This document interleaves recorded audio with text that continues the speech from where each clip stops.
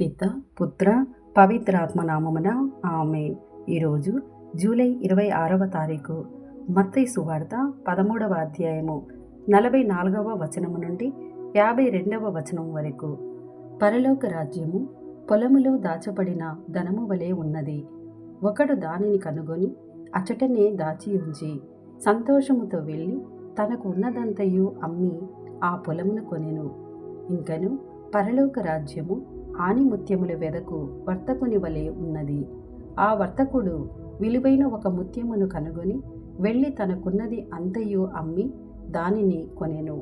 ఇంకను పరలోక రాజ్యము సముద్రములో వేయబడి అన్ని విధములైన చేపలను పట్టిన వలను పోలి ఉన్నది.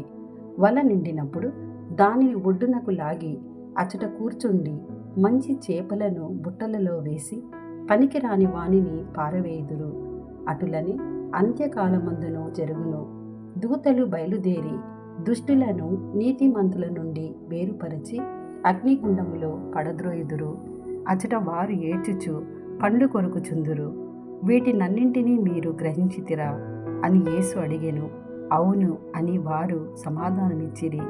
ఆయన పరలోక రాజ్యమునకు శిక్షణ పొందిన ప్రతి ధర్మశాస్త్ర బోధకుడు తన కోశాగారము నుండి నూతన పురాతన వస్తువులను వెలికి తెచ్చు ఇంటి యజమానుని పోలియున్నాడు.